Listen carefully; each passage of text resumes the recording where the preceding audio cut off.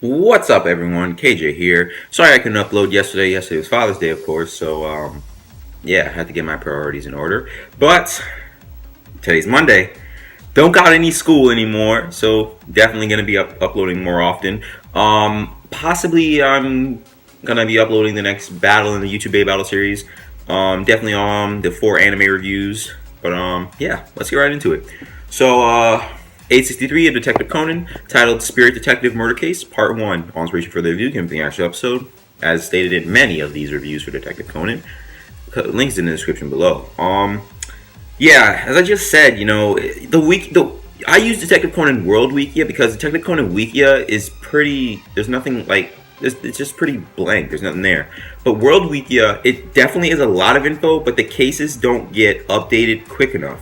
So that's why I don't really use it. I may use it to like find out the name of the case and maybe characters involved, but other than that, no. But let's start with the important things segment. Conan is thinking about, Asaka being rum, the 17-year-old case, and the details surrounding APTX 4869. Kogoro is scheduled to have an interview with a spirit detective the spirit detective named Gaito Hotta. Meanwhile, the site that had the 17-year-old case had actually been taken down.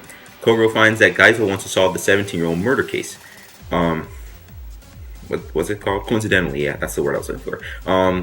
While on their way to the interview, Conan and Kogoro talk about Gaito and how the media destroyed his reputation. At the hotel, they meet the director, Sanpei Kokuri, and head to Gaito's hotel room because he wanted to show them his spirit summoning. When they get to the room, Gaito doesn't answer his doorbell. Sanpei also got an email from Gaito from like an hour ago saying people are going to kill him. After entering Gaito's room, they find broken plates and drinking glasses. They then find that someone jumped from Gaito's balcony to another balcony, and they then find Gaito's dead body in his bed.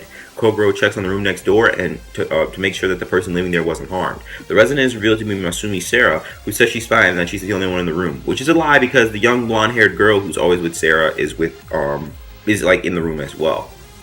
Masumi tries to make sure that Kogoro doesn't enter her room, but once Koji Haneda is brought up, both her and the blonde-haired girl are shocked.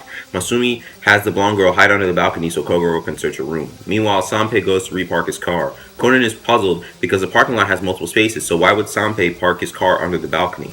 The blonde girl finds Conan's bow tie on the balcony after they leave. Then the police arrive and start to investigate the murder of Gaito Hotta.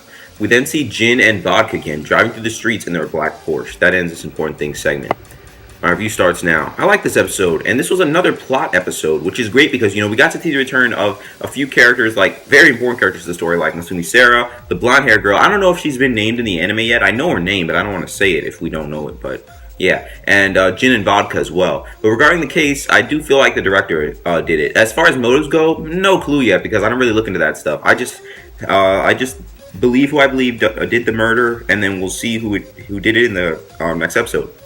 However, the director could have manipulated the situation so that Kogoro entered the room right when construction started. Excuse me, sorry, I just had some coffee.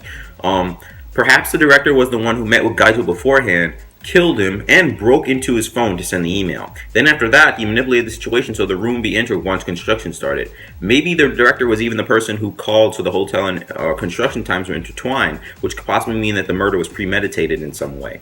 Anyway, when the blonde-haired girl was hanging from the balcony, that was pretty crazy. Like, she used like some sort of like belt rope technology. That was so cool. It looks like something like Professor Agasa would have invented.